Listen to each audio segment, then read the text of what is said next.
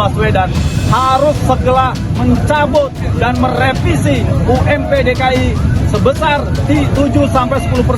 Karena sekarang sudah ditetapkan upah yang dinaikkan sebesar 453 sekian, itu adalah cuma 37.000. Kami buruh DKI akan datang dari Bogor, dari Banten, dari Depok. Hari ini kita akan jelas tegaskan bermalam. Ditetapkan di tahun 2022 hanya 0,85%. Kami pun berpandangan ini angka yang terlalu kecil untuk buruh di Jakarta.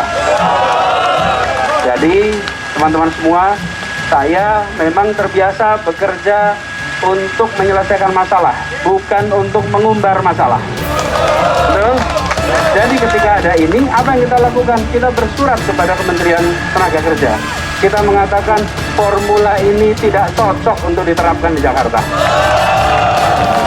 Formula ini kalau di Jakarta tidak sesuai, karena itu kita mengirimkan surat sesuai dengan prosedur bahwa formulanya harus memberikan rasa keadilan.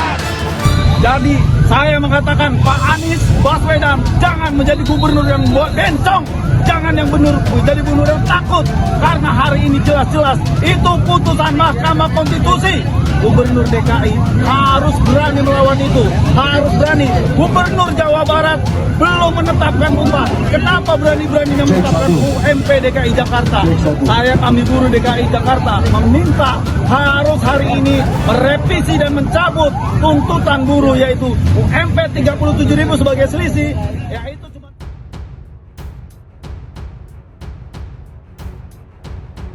Anies kirim surat ke Menaker minta tinjau ulang formula penetapan UMP.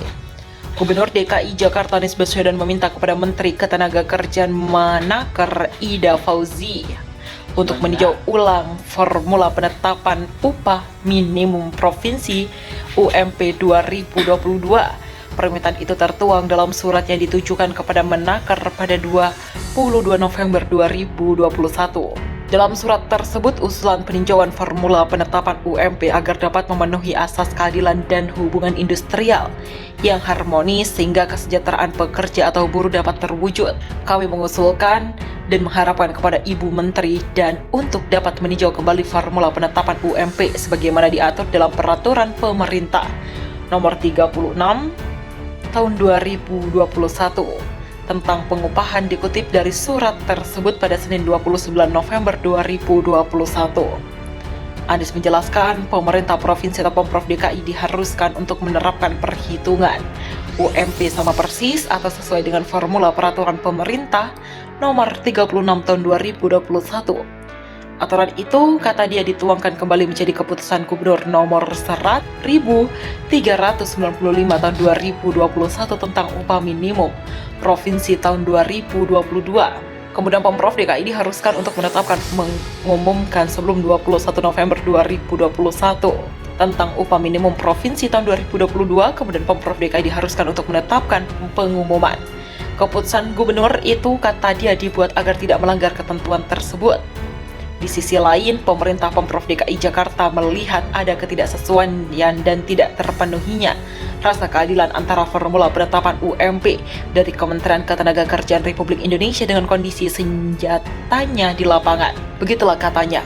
Berdasarkan formula dari Peraturan Pemerintah Nomor 36 Tahun 2021, kenaikan UMP DKI Jakarta hanya sebesar Rp37.749 atau 0,85% menjadi Rp4.453.935 per bulan. Kenaikannya harus sebesar 38.000 itu dirasa amat jauh dari layak dan tidak memenuhi asas keadilan, mengingat peningkatan kebutuhan hidup pekerja atau buruh terlihat dari inflasi DKI yaitu sebesar 1,14%.